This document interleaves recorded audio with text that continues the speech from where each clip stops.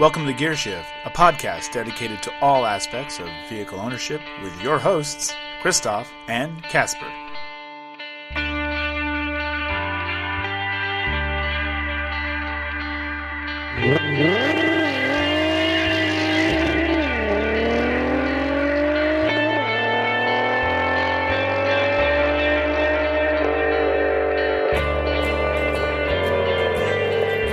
And we're back. Welcome to episode 3 of Gear Shift, everybody. Hey everyone, it's Kacper. And I'm Christof, and we have a very special guest co-host with us this week. We have Alex Belinsky. Thank you for having me, I think. Okay. Thank you all for joining. We're also on Instagram Live. What up, squad? So we're in the Bearded Detailer Garage. We are. A makeshift studio right now. And we're having a couple adult beverages. We are having some very, very, very fizzy adult beverages. I actually have I have a Poor Dick. Yeah, what are you drinking? I have a Poor Dick, actually. That's Poor Richard. Yeah, it is. Poor Richard's Tavern Spruce. What the fuck is a spruce? Somebody tell me what a spruce is. It's a tree. It's okay. It does taste like a tree. It tastes like cough syrup. It's actually really, really good. Yeah, sure. It's good. Yeah. It's very good. What do you got? This is a Trogs Scratch Beer Series chocolate stout, if you will. I'm having the Storm King Stout from Victory. I like it. It's smooth. It's nice. I like it. Can't go wrong with Victory. No. So we're going to go a little different direction this week. This week is the How to Be a Good Consumer episode, and we're gonna go a little off script. We're gonna kind of fly by the seat of our pants. We're gonna go back to our roots a little bit. We felt the last episode was a little too canned. Yeah. That's not really our natural self, so we want to open up a little bit more. Yeah. So we're going to do that. We're going to start off with the sponsor. We already said that we're sitting here in the Bearded Detailer Garage. And so the Bearded Detailer is Center Valley's only detailer that offers OptiCoat, ceramic coatings, and Laminex installer as well, too, for protective films. So it's more, the Bearded Detailer is more than just a detailer. There's also a swag store, so you can also purchase cleaning supplies. You can purchase OEM replacement parts, aftermarket parts, performance parts. Laminex you can buy for yourself. You can also buy cleaning supplies to keep your cars clean too. So if you have any questions, you can look him up on Instagram, The Bearded Detailer, and you can also go to thebeardeddetailer.com for more information. So he's going to keep this whole shit show going. And he should be. All right.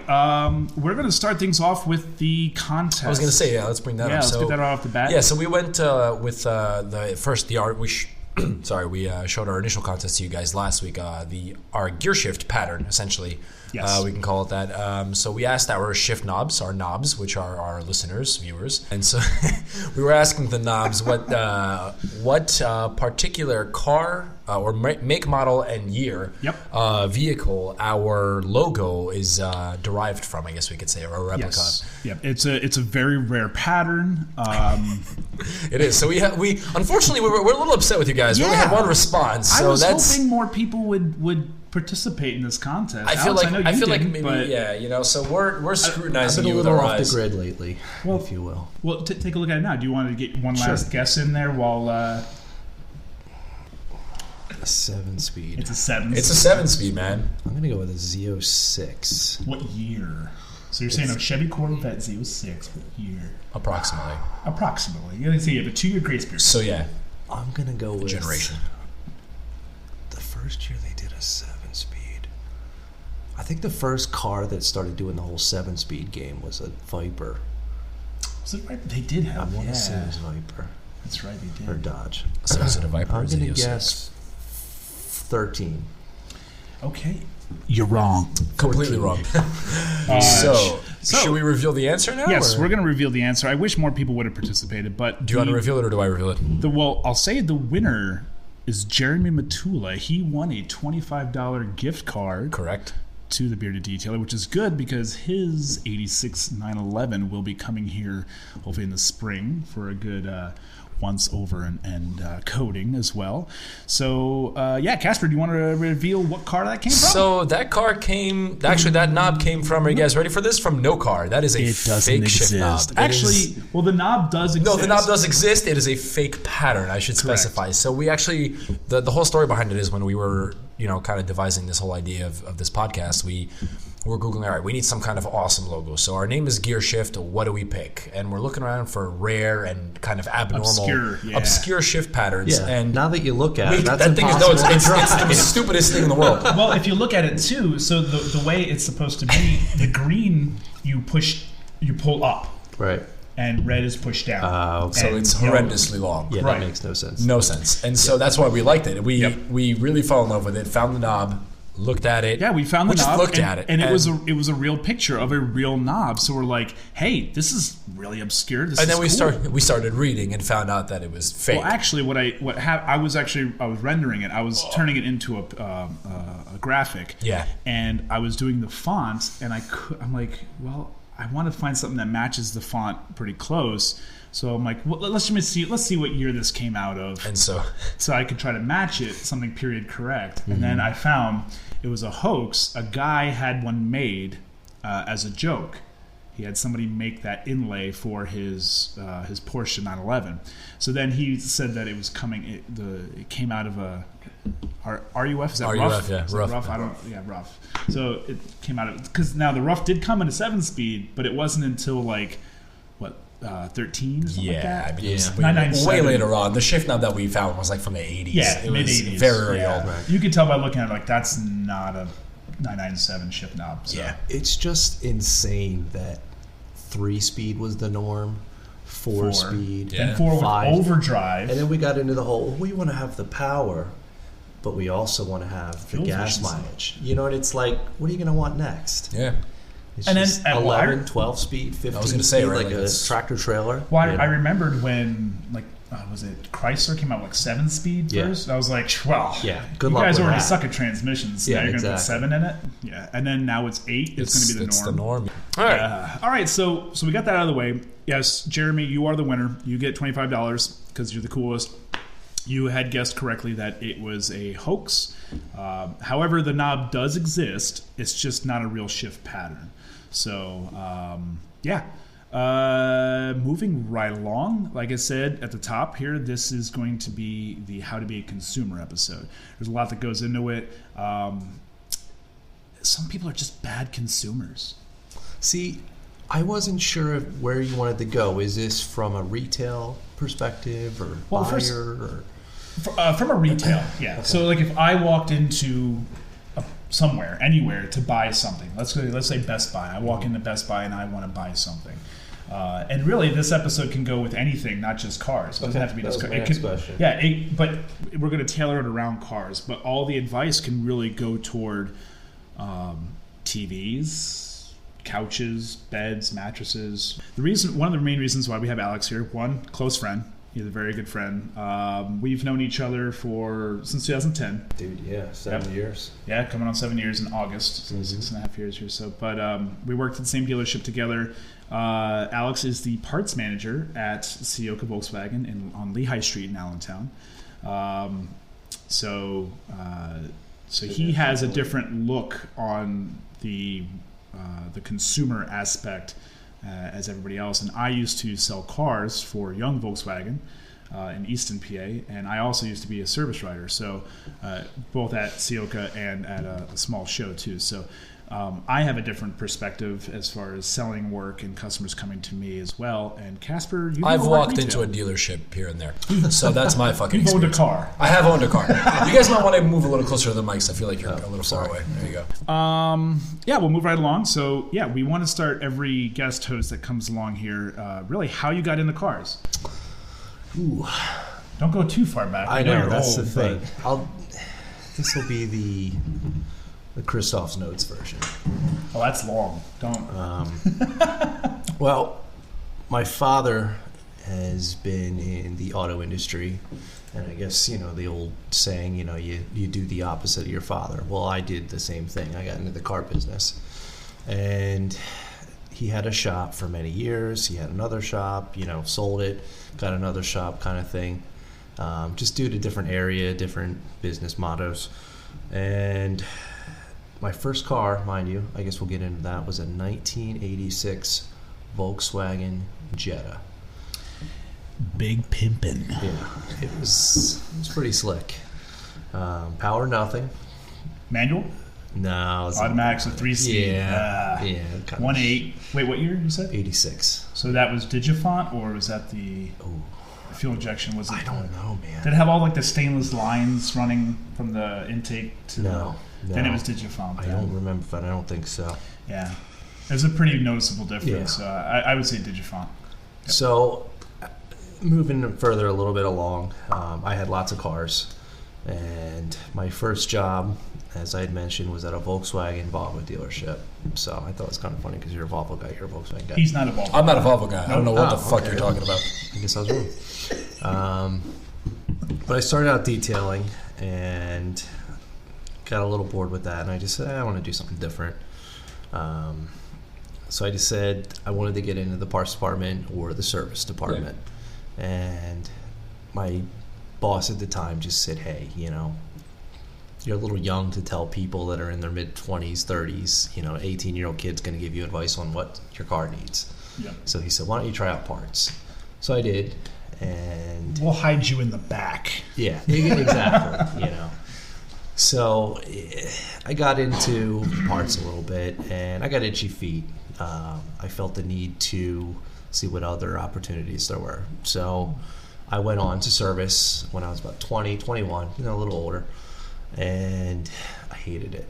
It was awful. Like, you know how it's a different beast. It's not a fun thing to tell people. It's not. It's not like cars. You know what I mean? Like cars, there's an excitement, space coming in, it's a new car.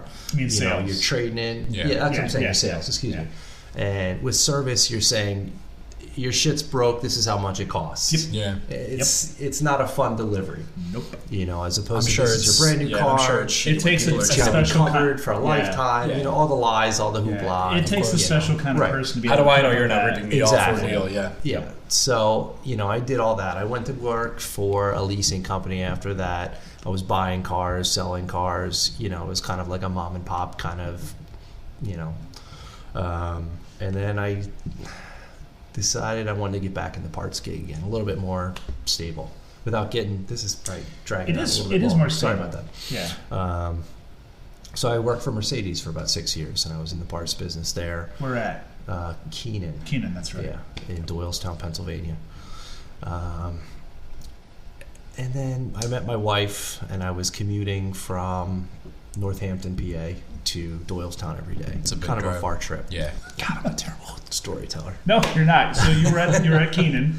Yeah, and like I said, the drive was just a little too far, so I took the job at Sioka, which before it was called Faulkner Sioka, aka Lehigh Valley Volkswagen, as people still call today. They're like, is this that Lehigh Valley Volkswagen place? I'm like, no, dude. And then they been there in followed like up 10 with, years. "Oh, I come here all the time." Yeah. No, you don't, Right. because But yeah, I mean, I've been in the parts business. It's fun. Being with a brand that you enjoy makes it a lot easier. Yep. I've always said I wouldn't be there as long as I have if it was Kia or Hyundai or you have to have a little bit of passion, pride. It makes you feel good to sell a product that you can put your back behind. Yeah. and you can absolutely. speak from experience because you've owned them as well too. I've had them, Yeah. and honestly, every single Volkswagen I've had, it does help to have a little bit of an insider's perspective. You know what I mean? You're going to see the cam follower, whereas some people are just like, it's a damn car, I drive it. Yep. I don't want to worry about, looking into the previous, and the future things that people have looked into. Well, and I think, I know Kacper makes fun of me for having a bias with Volkswagen. No, which- not even once. I've never once said you have a No, I bias. think we just had this conversation. We before literally had got this here, conversation so, like an hour ago. But the thing is like being able to, and like you said, sell from experience. Knowing what you have makes a big difference. Absolutely. I wouldn't have stayed in sales as long as I had if I didn't own Volkswagen. Right. Now, granted, Young is a VW and Mazda dealership. Sure. So Used to when be Dodge, too. So yeah, it was before I got there. Yeah. And so when I first started working there, it was, I'd never want to go to the Mazda showroom because I don't own a Mazda. I know nothing about Mazda. Right. Thankfully, the cross training that happened, I learned more about it, which still didn't help me from an owner's perspective. But I didn't feel the same connection selling Mazda as I did Volkswagen because I didn't have that emotional connection. I didn't have the knowledge I mean, I had knowledge of the product, but I didn't have the everyday knowledge. And as anyone who's ever gone and bought a car, yeah, you can go on a 15-minute test drive. Right. But it's not the same as a week-long test drive or owning a true. car for a month. Yeah. After that first day, you start noticing little things that like, oh, you know what? The seat was comfortable, but I could use a little bit more lumbar support. You know, I wish this car had that. Shit, I should have, maybe I should have taken it for a longer test drive or asked about that. So it's nice to have that inside information, as you said. It really makes a huge difference. Yeah. So what kind of cars, first tell the audience what you have currently. I have a 2015 Mark 7 Golf R. So yours was one of the early ones. Yeah, it was one of the first 500, which, funny story, he was actually supposed to go, I don't know if I ever told you this. Did I ever tell you this? We're about to find out. So I don't know. Oh. No. It was supposed to go to Anchorage, Alaska. No, you didn't tell me that. Yeah. So I came in on a Saturday. Sometimes I come in on Saturdays just to kind of like back support, if you will, if somebody else is working. So, no, but Chad, Chad works, Chad Nebo. Shout out to Chad. I don't even know if he follows this. Probably not. No, I think he does. I think he does. If he doesn't, we'll whatever. Make him. Now he's mentioned so. Chad said he listens to the podcast, so that's right. So I came in. I don't even remember if Chad was working at the time or who was working. But I just popped in just to see what's doing. See, I think it was kind of towards the end of the month, just like today. And I just try to see where I'm going to finish at the end of the month. It just kind of gives you, what kind of paycheck you're going to get. But my GM came up to me and he's like, "Hey, we got it in a Golf R," and I'm like, "For stock?" I was like, "I thought it was you had to do the whole $500 buy-in." And he's like, "No, we got one in. It's Lapis Blue, or Lapis, if you will. Lapis, It's a DSG. It's the 4-door." And I'd always said, if I could get one in that color, I wanted a 4-door because we had the GTI. We had a Mark 6 GTI. I love that car. But when I saw that car pop in, it was DSG because my wife could drive it. Because originally it was my wife's car, believe it or not. Yeah. I don't believe it. And it was for me. But it came in and Eric's like, "Go drive it," so we took it out of transportation mode, which basically gets it above 10 miles an hour. I took it down to Wawa, sorry about that, and I put Wawa gas in it, which I know to this day I think about it. And I got back and I said, I gotta have this thing. So we had just gotten our taxes done. It was right around the April mark. And I just said, you know what? I'm going to get rid of some of my guitars and some of our tax money. I got to have this thing. And I have it. And honestly, I've had so many freaking cars in my life, but it is the best car I've had to date. I promise. That's awesome, man. You'll see soon. Yeah, I definitely want to go for a ride in that thing. I kind of want to see the difference between a 6 and a 7 more so than anything. It fit me. It's just awesome, one of those cars. When I was looking around and I ended up picking up the Mark 6 a couple of months ago, there was a Lapis Blue right there in their showroom. Now, part of the reason I wanted to get rid of the R32, and although I want to make it clear that I do like DSGs, I do. I like the experience. But there was I think part of it is because I've been battling with this whole Volvo shit for a couple of years, and I just really was itching to get back into a manual car that I can drive every day, just because I didn't have that, that kind of fun aspect, that control aspect anymore. I think if you would have if the Volvo would have been done, I probably still would have done it. I probably still would have done it. But and I just kind of wanted to get back into a manual car, so I got the Mark 6, and then I was looking at the price, and I did get it. I thought I got it for fairly reasonable. I was right around Blue Book value. I paid $24 for it at the time. With 30. If it's clean, it's worth it. It's the car. Yeah, it's in much better condition than my Mark V was. My Mark V, mechanically, I maintained it to shit. I was good. Yeah. No, I was very on point, but cosmetically, it wasn't the best car, unfortunately. This one is worlds above. But getting back to to the Lapis story, I feel like I should have at least kind of egged them on and said, let me just test drive this thing, just because I haven't seen one yet. And after I got back and watched, about a month in, I'm kind of settling in the Mark 6. Getting on the road, fucking around with it, having some fun, and I'm kind of googling around, and I started looking around in areas, and doing the whole price adjustment on Cars.com and AutoTrader, and I could have picked up a 16 for like 34, 35 manual with minimal miles, things like that, and I was like, you know what? It was the whole thing was I didn't want a 4-door. Yeah. No kids. No, I didn't want a 4-door. You know what I mean? Well, and there is an aesthetic difference between the two. I don't know. The 4-door just doesn't look... And see, the thing is, I don't know what and it is. I thought that too, because I'm the kind of person that if you have a hatchback, it's supposed to be a fucking 2-door. It's a 2-door car. Yeah. Done. Now, mind you, you have your WRX hatchbacks that have always been 4-door and things like that. But after I kind of looked at a couple of done up Mark 7s, lowered wheels and with decent fitment, I'm like, you can that overlook 4-door, it. and you can overlook the 4-door, exactly, and that's Exactly. what it was for me. Yeah. Which is why I was kind of like, maybe I should have thought about it, but and I was pestering you with the Mark 7. You were pestering me as well. You were. Well, because I was looking at the price and I'm like, you just go, because I know the 7 is that much better than the 6 for what it is and the raw. I don't know. I partly have a little bit of bitterness toward the Mark 6 for what it is because I don't like what Volkswagen did branding that motor as a TSI. Right. It's there's not a TSI. It's a but the engine cover says TSI. Yeah, It's not. It's the old BPY motor, but with a different turbo and injectors. Yeah, injectors. Yeah. What is that? Do you know the code for that? They're not BPY? Oh no, it's. I want to say it's like a CXBA.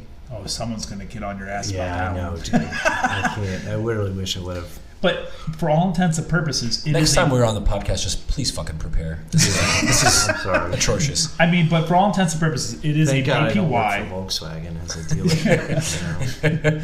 But it is a BPY with a bigger turbo and injectors, and that's really it.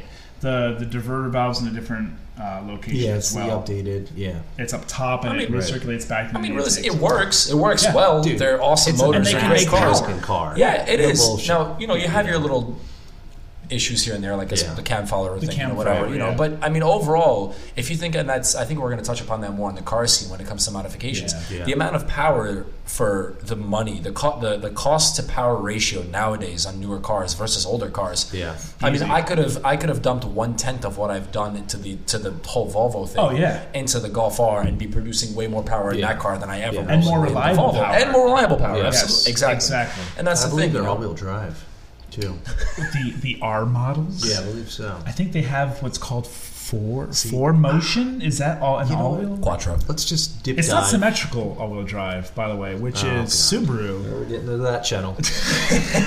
We're gonna stay clear of that. So getting back to so now we know a little bit about your background. I mean, you definitely have a car-rich background, and everyone listening to episode 1 kind of know where Kacper and I are coming from as well too.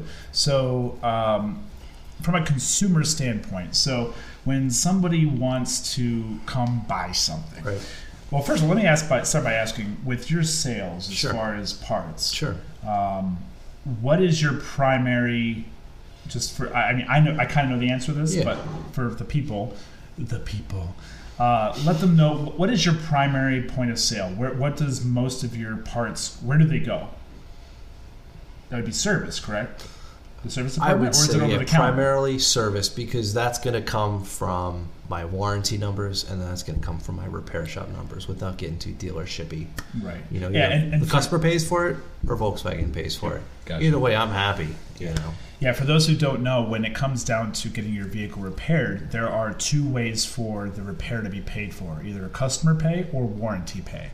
So either way, the technician gets paid, the dealership gets paid, the parts department gets paid. Everyone gets money one way or the other. It's just a matter of who is paying for it. So for metrics, for numbers, as far as that goes, is who's paying for what. Alex breaks down things for if it's customer pay, warranty pay. So that's why that comes up and whatnot. But okay, so the shop is your primary, and then over the counter would be next. People who walk in or call ahead and want to buy like an oil change kit or something. I'd say almost that the shops would probably be my biggest input for my, secondary. I deal with body shops. I deal with mechanical shops. You mean like wholesale accounts? Yeah. Okay, so wholesale is secondary? Wholesale, I would say so. Okay, yeah. okay. What did I say? Shops. Shops. Which okay. I guess could be... I apologize. You're right. I'm just... Yeah. He's a little nervous, you put a mic in front of a guy. So see, I know because on. we've worked together. I know the lingo, but trying to break it down. Body shops, wholesale. Yep. The people like to be a detailer. Right. Nothing leaves stock, yes, exactly. Bearded Enterprises. LLC. LLC. Oh, shut the hell up. By the way, Dom P90 says that we talk about the Bearded Detailer too much. You're wrong. You know what we should do? We should go step on his car. I don't think it would be effective. The car is opti-coated, so. Does he still have that thing? Yeah, of course. Yeah. Who does that? You had it half and half, right? Well, Casper. Oh, no, the M3? Yeah. Oh, yeah, no, we have the M3, yeah. Yeah, Nice. who owns the... What is that? Like, who's housing the car right now, Casper? Is that you? Oh, no, Dom is doing everything. Dom's doing everything? Dom is Okay, housing great. the Okay, M3. cool. Dom is A making free that. No, I'm E46 for what, No, it $100? wasn't free. It wasn't free. Wow. Technically, I mean, yeah. So By the way, if both- anyone's interested in a 2003 BMW M3 convertible SMG transmission, with 108,000 on the drivetrain, but 245. it does drive. On the It does chassis. drive. It drove from New Jersey to Pennsylvania with no issues. So if you're interested, it is for sale. Please contact us at gearshiftpodcast@gmail.com, and we'll get you into contact with Casper and or Dom for buying details. So it is carbon black metallic. Awesome So, pink color, definitely. Nice color. Very color, very But nice anyway, color. back to the podcast. So Sorry. okay, so it happens. We're having a good time. I make small stories into large stories into big stories, and Yeah, I always say Bad host. instead of long story short, it's long story longer. Yeah, You've never said that once, but okay, go ahead and continue there. I have, just not to you because it's assumed with you that it's going to be long. So you have your shop, Right. which would be the main service. The service department of the Right. dealership is your primary sales, Right. and then it goes. Your secondary would be wholesale accounts. People where price is a big game. Oh, absolutely. Because for working as I've worked for a mom and pop shop that used you Yeah. as well. Yep. So you obviously want to make the most money as a business.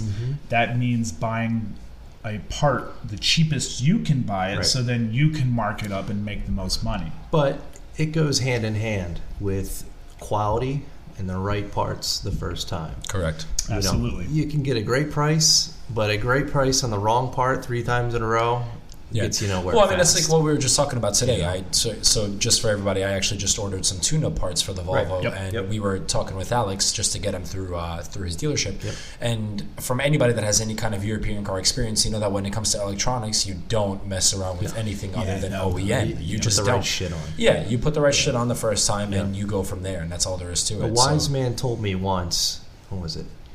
Do it right Or do it twice. I'm Casey Kasem.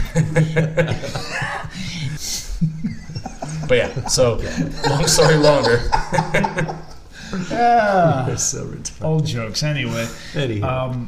But yeah, so you have your wholesale accounts, which goes out to people like mom and pop shops that want to buy OEM parts from the dealerships, but obviously they have an account with the dealership, so they get it for cheaper. There's things, I'll use these words here, there's cost and there's list. Cost is what it costs, is like the bare minimum. The dealer net would be my term. Exactly. So let's use round numbers here. Alex sells a part that is $10 if you walk up to the counter and buy it for $10. Right. His cost on it might be $5. Right.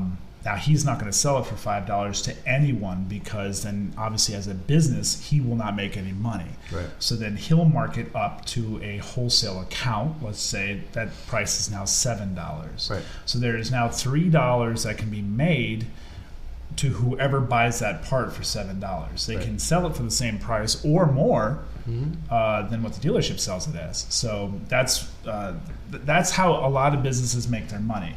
That goes for selling a car, for selling parts. It doesn't matter where you go. There is cost and list. So if you ever hear like in the sales department go, "Hey, we'll sell you this car, but we're going to sell it at invoice." Invoice is the same thing as cost essentially, but in sales lingo. So that's really what they own the car for. So if you ever hear someone say, "I'll sell you this for invoice" or "I'll sell you it for cost," it's what they had to buy that part or car for. But obviously, as a business, you want to make money.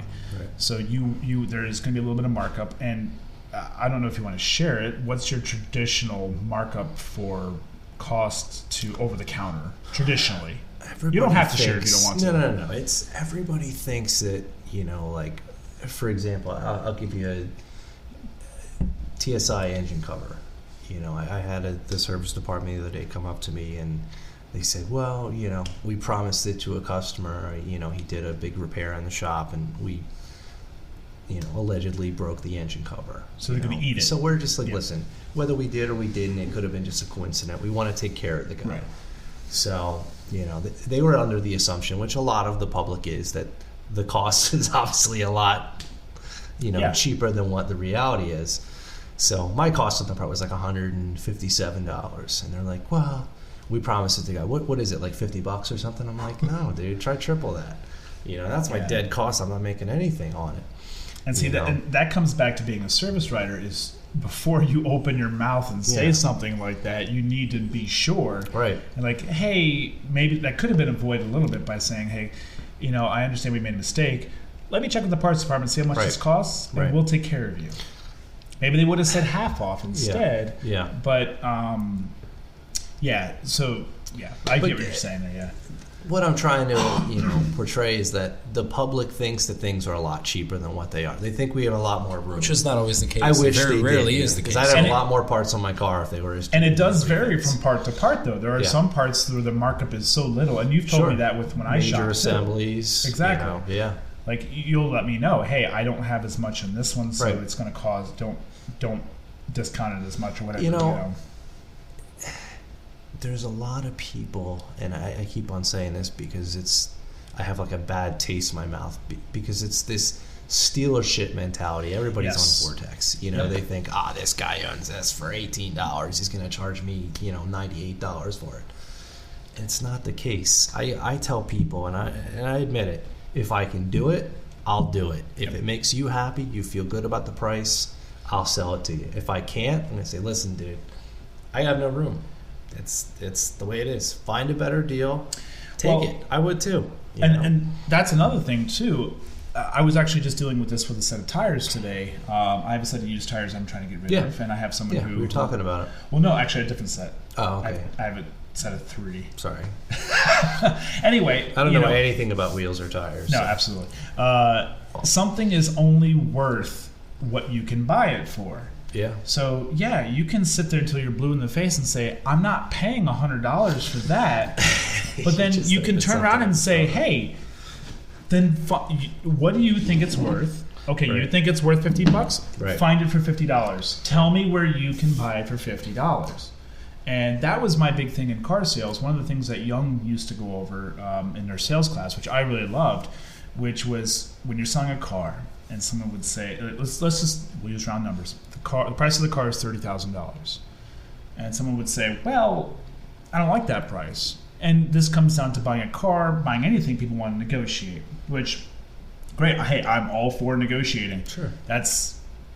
You don't know unless you ask. Yep, absolutely. What's the worst they could say? No, sorry, it's $30,000. Yeah. But people would say, I didn't want to pay $30,000. Okay, well, what do you want to pay? Well, I was thinking it was, $20,000. Mm-hmm. I want to pay $20,000. Okay, well, what are you basing that off of? Mm-hmm.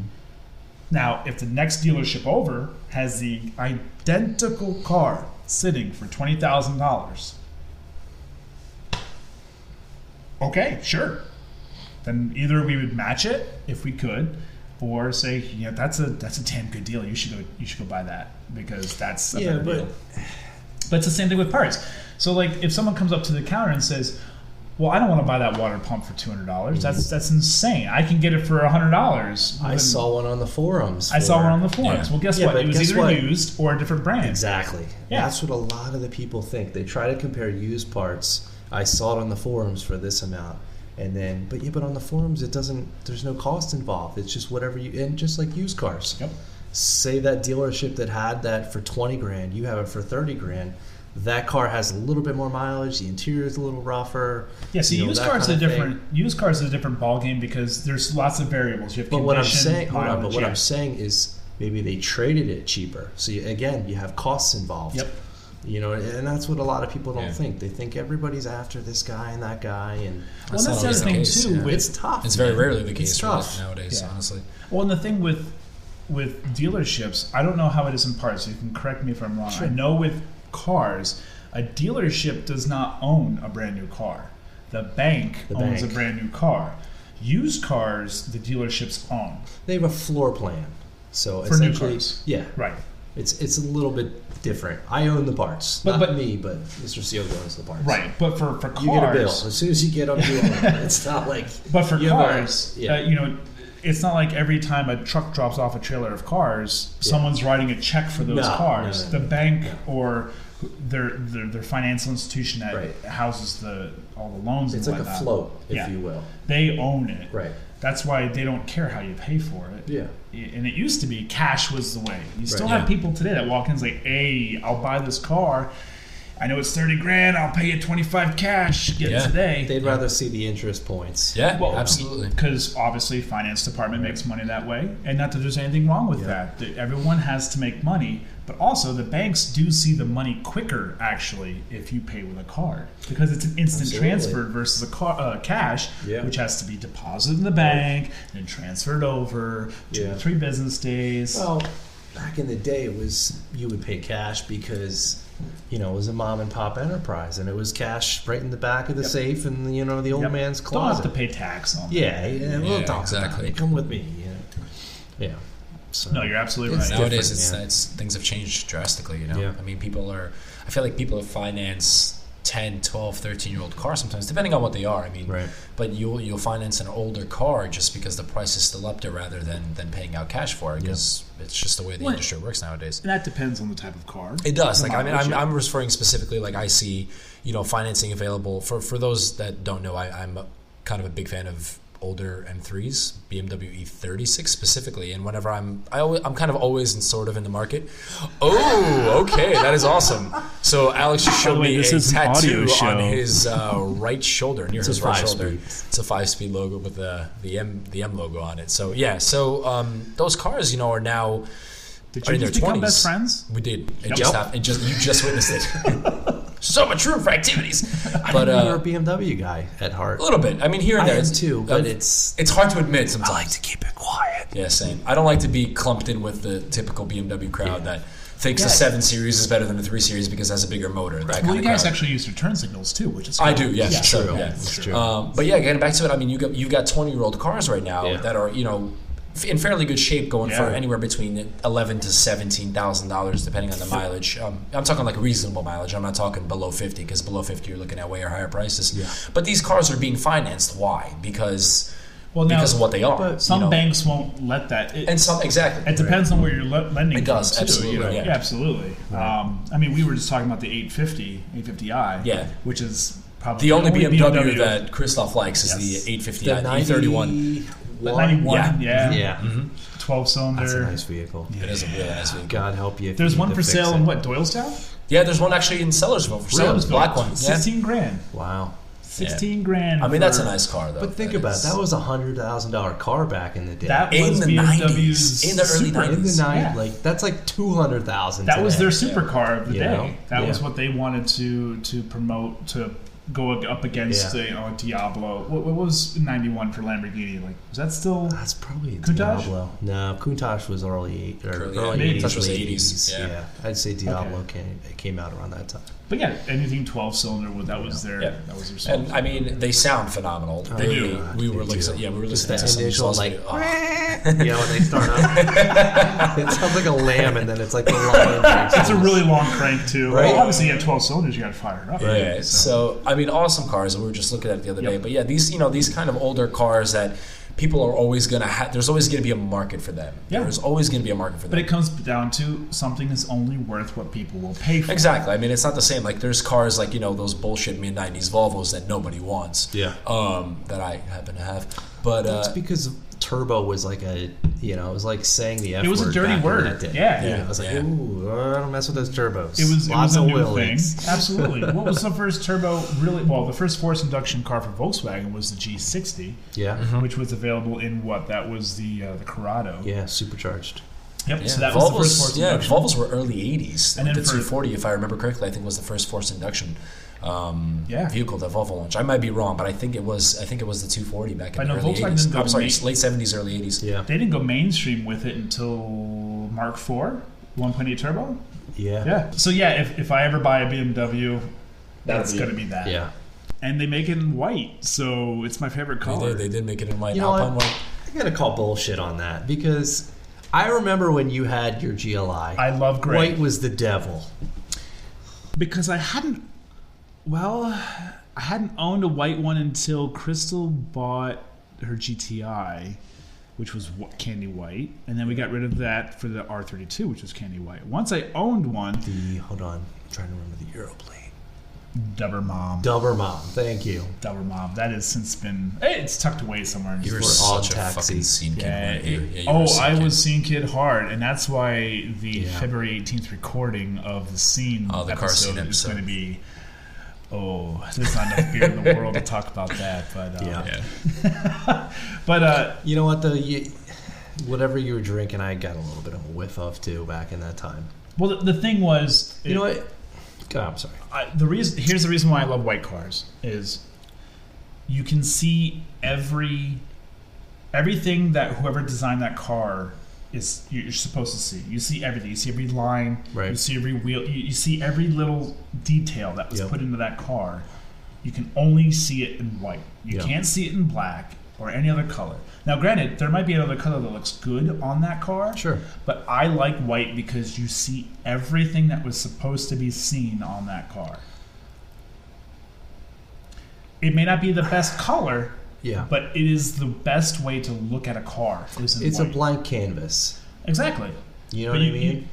like, look at even your car. Like, Yeah. if you pulled up next to Lars, Right. you would see stuff on his car that you would not see on yours. Yeah. Just because of the color. Right. Now, the blue looks better on that car, but the white you see way you can appreciate the styling of the car more in The white. actual design of the Like, lines. Yeah. Like, we always talk about the Volvo V9 or the XC90. The new XC90, yeah. The new It's like XC90 sharp. is It's sharp, sharp yeah. as hell, Yeah. and in white, I almost wrecked my car looking at one. Well, You know, Let's put it this way, because I feel what you're saying. You have a red Ferrari. It's like, the pinnacle of Ferrari colors. you get a Ferrari. You have it's a white red. Ferrari. It's like, ooh. right there. Yeah, Hanging up. exactly. Yeah. I was You know? just looking at that and thinking, dude, that's funny how it just went round like that. Because look at that. For those of you, it's an audio show. Yeah. I have a white Ferrari Testarossa. hanging up in my garage Yeah. from when I was a kid. Actually, I hung up in my childhood bedroom. No, you know what? That's not a Testarossa. No, that's a. I think it's a 348. It's See, not a 512, I can tell you that. See, here's the weird thing: is I'm not a Ferrari guy, Mhm. but that hung up in my room. And That was the 90s thing. Everybody had Everyone Everybody had a had- car well, poster. Yeah. no, wait, sorry, that was in my brother's room. It was right I- next to your Bo Jackson I had another one. Bono's poster. No, I never had. I had a Beatles poster. Thank you very much. That's a good thing, my That's friend. a good thing. That's Yeah. right. Ringo was my favorite.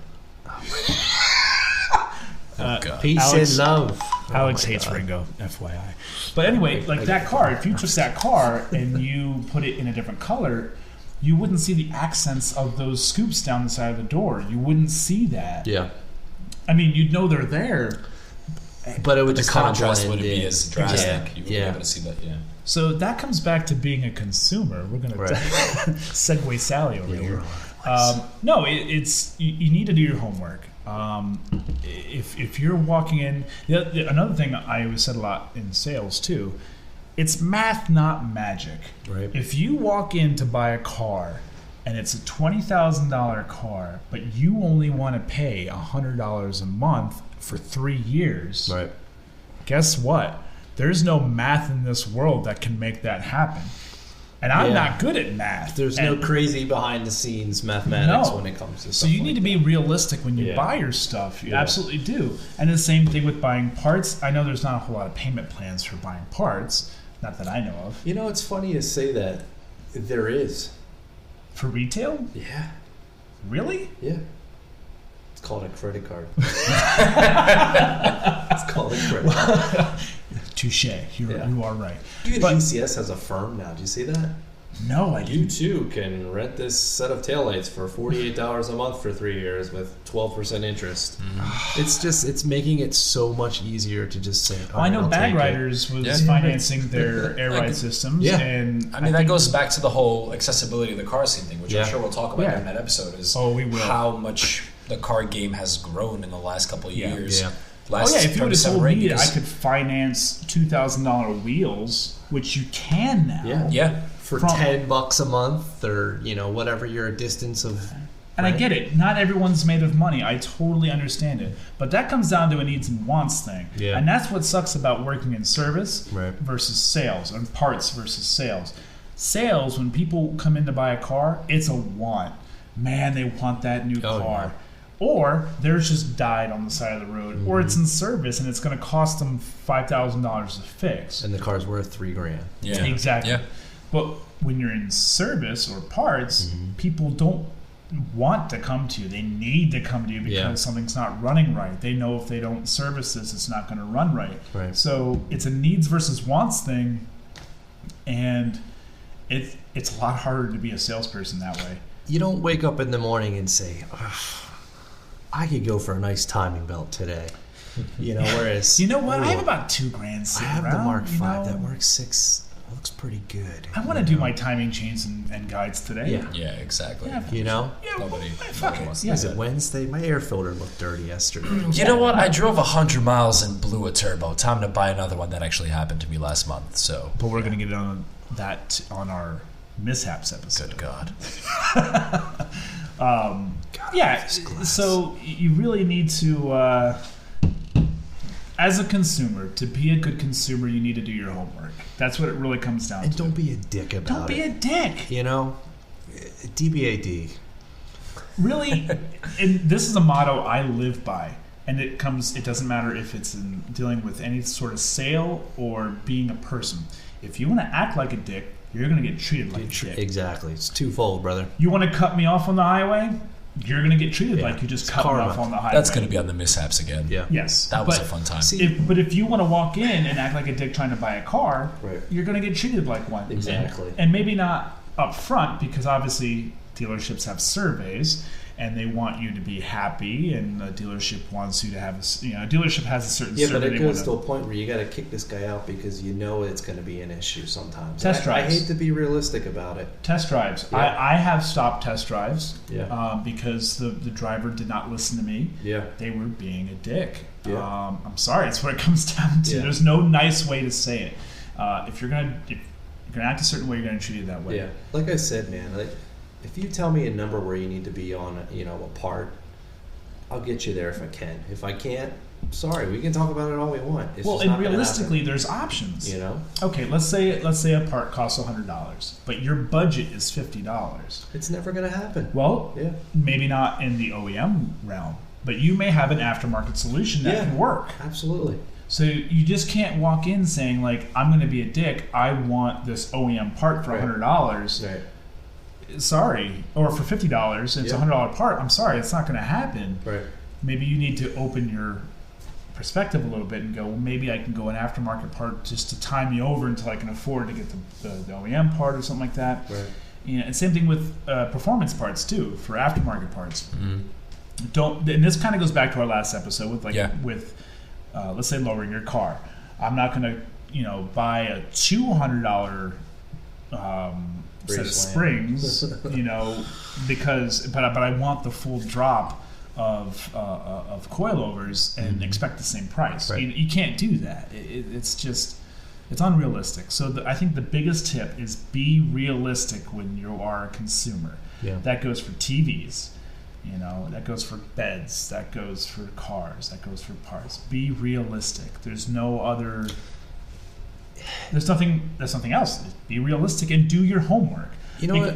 Because if you're going for something that's listed for $30,000, but within 50 miles, everything else is priced at $20,000, then maybe there's a reason why that one's at $30,000. Right. And you should do your homework why. Maybe that has a rare $10,000 part on it Right. that you don't know about. Or maybe that place is just marking them up. Yeah. So don't let yourself get taken advantage of. This is how I would put it to everyone in America. When you go into a dealership,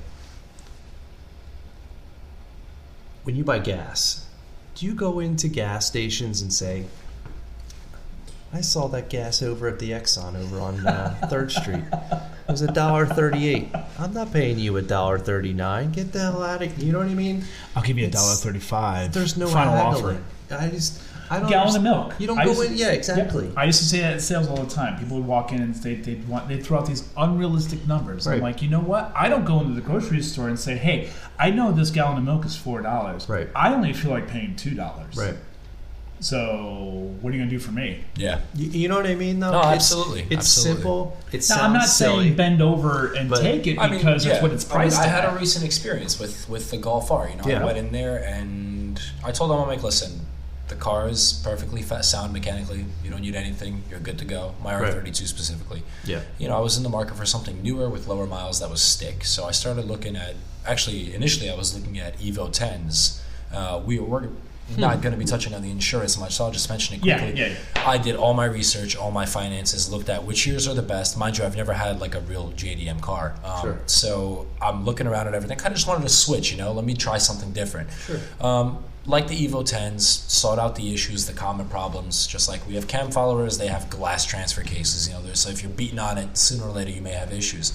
You know, I'm looking around at all these things, and I did all my research, everything, figured out if I pay this much versus this down payment versus this time length, what my pay range would be, what my bills are, and I'm like, you know what, this is good. I can do this. Good. And then I ran insurance on an Evo 10. Now, mind you, I'm 27 with a clean record. Yeah. I paid around $125 for full coverage for the Mark 5 R32. They wanted $310 a month. Oh my Lord. And it wasn't just Geico. I have Geico. I went through a couple of the companies, that and that was it. That was the reason I didn't get it. So Yeah. when I went into the dealership to look at the Mark 6R, I'm like, it's the same chassis. It's pretty much the same car. It ended up being a $10 difference a month, so it's not a big deal. Yeah. You know, I walked in there, and the price for the car was listed at almost $27. Right. I told them, I'm like, listen, car is in good condition. Everything's fine with it. Go ahead and take it for your test drive. Do whatever you got to do.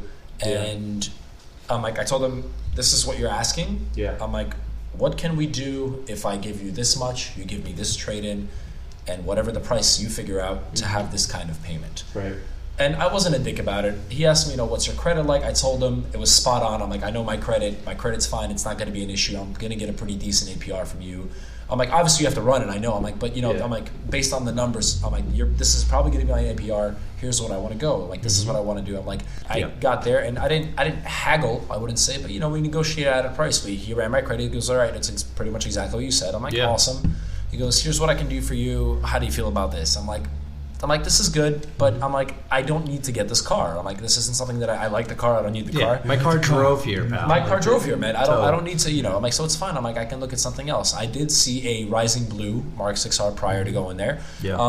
It was misadvertised. Unfortunately, the bumper was like coming off on the side, and they're like, the car wasn't hit, and I'm That's like, well, where I come in. I'm like, you're an idiot.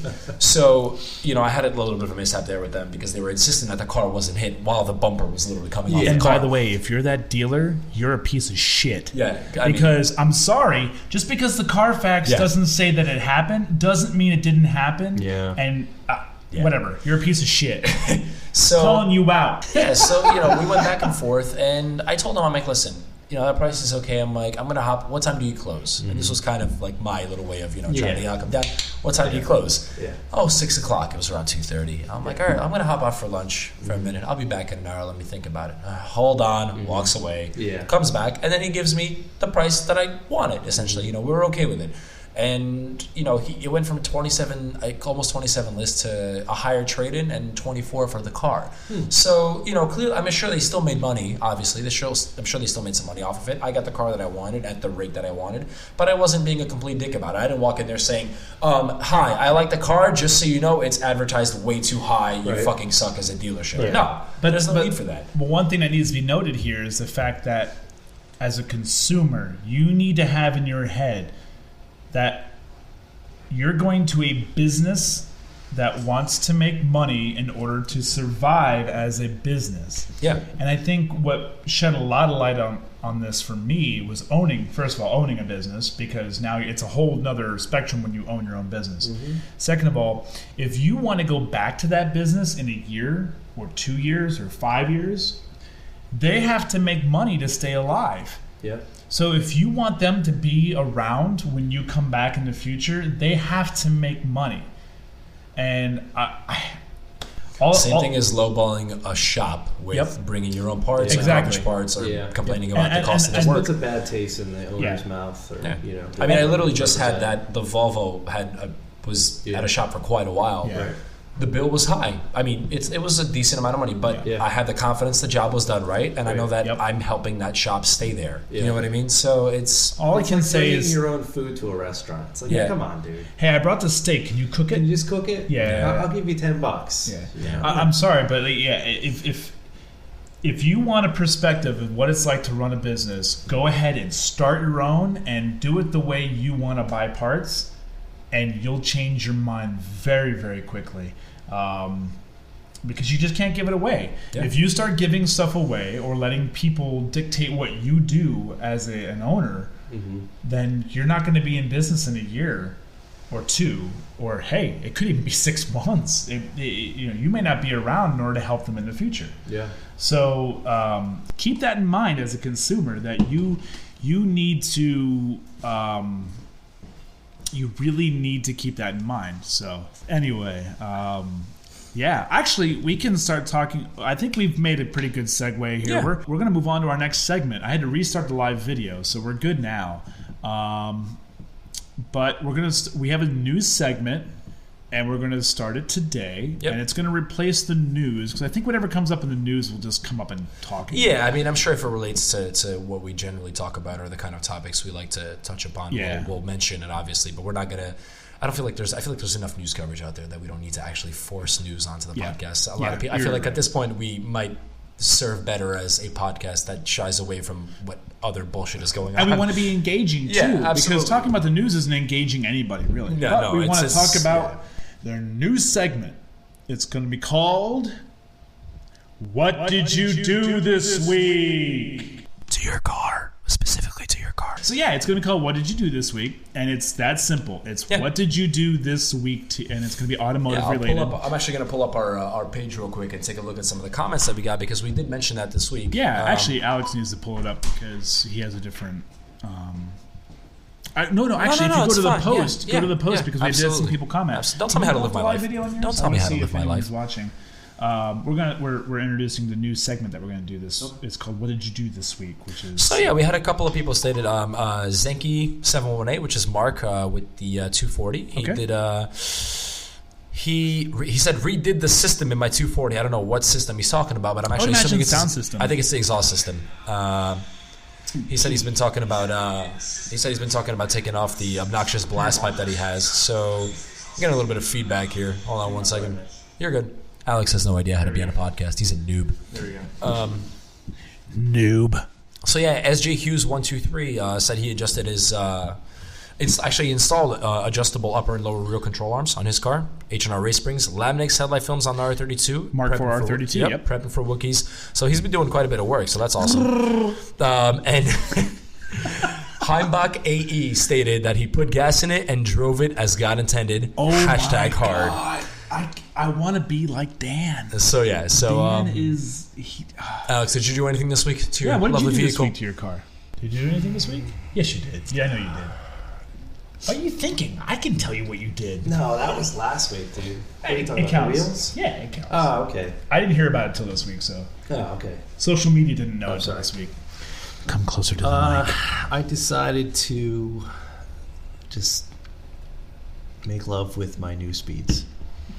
They were a DDT finish, and it was like, it just always looked dirty. Yeah. No, not new speeds. Rotiforms. Or rotiforms, I'm sorry. I have too many wheels. Yeah. I have too many wheels. Alex is not a wheel whore. I want to make that very clear. And Chad, if you're listening, I cannot wait for your comments on this. The rotiforms. So I sent them out to a shop to get redone. And I just wanted like an OEM look instead of like a fanboy look. Yeah. So I just said I wanted an OEM VW silver. But what are they before Gunsmoke? I mean, it was the DDT. I get it. He doesn't want to have the fanboy look, but he has rotiforms. You were saying? Yeah. Just saying. Spot on. That's true. All right, I'm just gonna end my conversation. Well, I mean, he could have 3 STMs. I mean, I don't know what's worse. But what isn't a fanboy? It's very, and that touches back upon the whole accessibility thing. It's everybody and their mother has everything now. That's just what it is. And it comes down to what purpose do you want. We talked about this on the last episode. Yeah. what is your overall goal? Yeah. If you love wheels that are 90,000 pounds a piece, Right. then obviously you have to choose a wheel that They're 30 pounds, by the way. close enough. That is up there. That's heavy. People always going down to how much stuff it weighs when it comes to wheels. I mean, Well, it's hey, fine. I look at it this way. You have a performance car. Right. You have an R-Line car. It's a performance car, and it's fast. Your car's pretty fast. It fucking moves, bro. It moves. I approve of it. Yeah. But I have a hard time putting a heavy wheel on a car that's designed to go fast because you're defeating the purpose of a performance car with a non-performance wheel. But that's my taste. But sometimes I really like that twist look. No, the wheels And those- themselves, I mean, I do it love just- the wheels. they're a great But I wheel. think I I wish- saw it. I wish they were lighter. Yeah. They I do know. suit the They're car a very good-looking well. wheel. Yeah, I they will are. say that. Absolutely. They are lighter. Are they? Then what? No, you can get them lighter is what Yeah, I'm saying. they have Oh, a forged. Yeah, they're forged line. Yeah, they have a Oh, forged alignment. okay. Yeah. But, Yeah, but but- you don't have the forge. Yet. No. Oh, they're those money. are Yeah, cast. they're money. They're probably You like get what you pay $3,000. for. That's what Yeah. it comes down to. Yeah. What did you do this week? No, I was going to say Black Rifle Coffee Company endorser. Well, funny you should ask. I did a couple things this week. What did you do? The most recent thing I did is I helped you log. You're a dick. You said you weren't going to do that. You said you weren't going to admit to anybody. Christof doesn't like to admit that he's involved in the slow and tedious process of getting my Volvo worthy. Yes. So yeah, earlier today and about a week ago we did our first log. So Yes. I have, Yep. as we've mentioned before, a Volvo 850 Turbo Wagon project car. It has a manual swap and a bunch of different bolt-ons. And so we were logging the base map for the tuner. That was that looks awesome. So we were logging the base map for the tuner that tuned my car, and we were just recording it earlier today and sending him the file. So that's pretty much all I've We been doing. also we tightened down. We tightened down. So yeah. we did an initial base map log, and it seemed like the MAF was taking a little extra air on there idle. was some unmetered air. There was unmetered Yeah. air. I should be saying, yeah. So there was unmetered air at idle, so it was going a little high. So we just kind of tightened everything down and loaded up a secondary base map today, and it seemed to have dropped to where it was expected to be. So did a basic base log, really no pulls, nothing, just kind of casual driving in vacuum kind of ordeal. Sent it over, and now waiting on the next one. Hopefully all will go well, and yeah, that's pretty much it. That's where I'm at. And then I worked on the R32 this week. It was due for its 120,000 mile oil change. I can't believe it has that many miles, man. Dude. Well, and we What'd you paid get it with? What? 40? 30? 33? Yeah. 33 and change. We actually, I'll start it off. We paid it off this week. It's nice. That is a huge Yeah. burden lifted. Anyone who's ever paid a car off knows that feeling. Whether it's been 2 years, 4 years, 5 years. It's been 5.5 for us with the R32. So paid that off. It's better than paying cash. Oh, God. Yeah, it is a better feeling, I think. Because, so we paid it off. It needed an oil change, so I did the oil change. I also did the spark plugs this week. And then while I was doing the oil change, I noticed that the air pump for the secondary air injection system, the mounts had broken. You can't replace just the mounts, you have to replace the whole pump. And I'm like, you know what? Honestly, with the United Motorsports tune, the pump hasn't worked in 4 years. So because it codes it out, so you don't actually need that pump.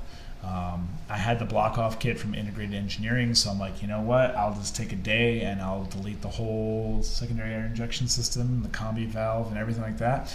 So then that was on Tuesday. And then Wednesday, I ripped it all out. Or Monday, I changed the oil. Tuesday, I ripped everything out. What kind of oil do you use by chance? Liquid moly. Oh. I love liquid moly, and you can actually buy liquid moly from thebeardedetailer.com in the swag store. I went through the bearded detailer for my products as well. Your for Golf the R Mercedes, has the for- differential is liquid moly, and your oil's liquid moly. Yep. OEM Halodex fluid, because liquid moly doesn't have a Halodex fluid that's compatible that I know of. But yeah, so that's what I did with the R32. I also repaired the headlight tab as well too. Do we have anybody watching the live feed right now? I think we have. We have Raffle. He's joining.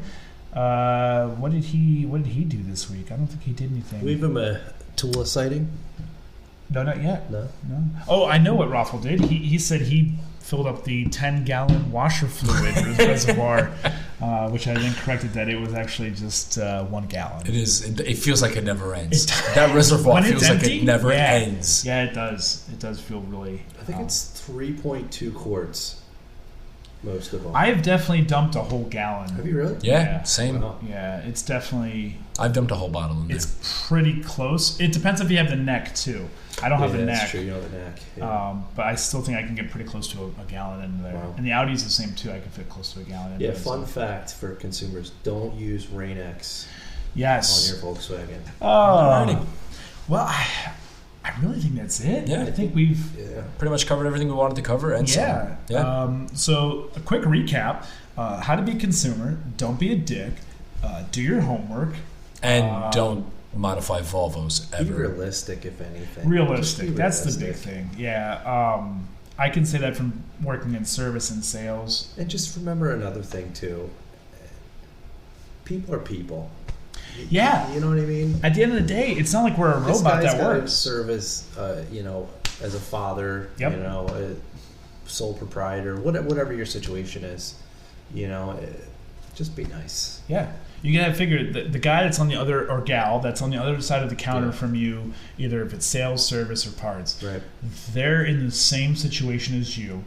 They go home at the end of every day. Right. They have a family that they They have have a to family. feed. Yeah. And to go even further with that, the owner of the dealership, the owner of the small business, whoever it is you're Yeah. going to, that owner is going home to their family. Yeah.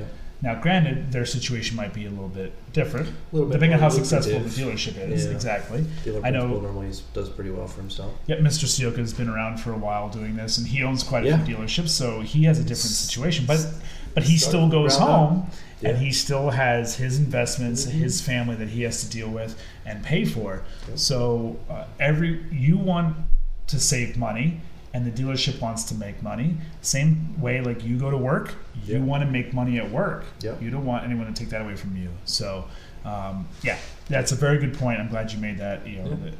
At the end of the day, you're still a person. You're still people. Absolutely. Just be nice. Yeah, don't be a dick. Yeah. I think DBAD. that's a good Don't be a motto. dick. Just don't be a dick. Don't be a dick. Gear Shift Podcast. Don't be a dick. All right, guys. And on that note, I take think we credit. shall conclude. Yeah, there's been no DJ sirens this week. Thank you for having me. Yeah, Appreciate you Alex, being it here, man. was definitely a pleasure Hopefully to I have can you come here. back sometime and We play. will. You're always welcome back. Next week, stay tuned. We will be doing an episode on transmissions, and we will be having the boy wonder. Kevin Weslowski Oh will my be God. here. It will be Right. another be very. here. It'll be a good time. It'll be a good time. It'll be a very good time. We're going to do Instagram Live again as well too. So anyone who is wants to watch us do the Instagram Live while we're recording. Any burnouts from Mr. Weslowski? I don't think because the 240 is stored away for the week for the winter. Sorry, the winter. Yeah, the Uh, Mark IV is probably not gonna. that Mark IV is the fastest 2-liter with 250,000 miles on it. He is. It's great that he's coming out for transmissions because he is also, fun fact, his nickname is the Human DSG. No one can shift faster than him. The DSG cannot even shift faster than Kevin. It is just the way it is. We should get a hotel that night. We should get a hotel, That'll be and your it'll be car. on your car. We'll tell you that story later. I want to hear it. I definitely All want to hear right, it. guys. Well, hey, thank you very much for tuning in. We appreciate everyone's support and ongoing support.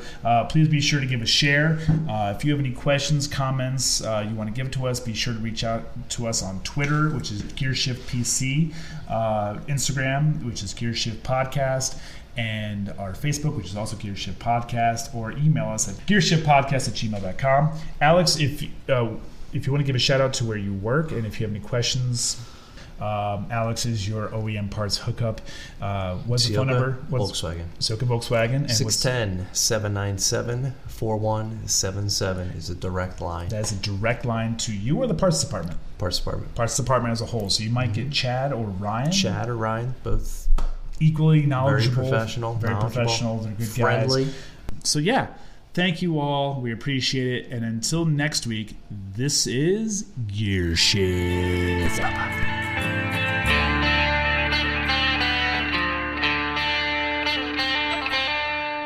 Gearshift Podcast is a production of Gearshift. If you have any questions, please email us at gearshiftpodcast@gmail.com or visit us on Facebook.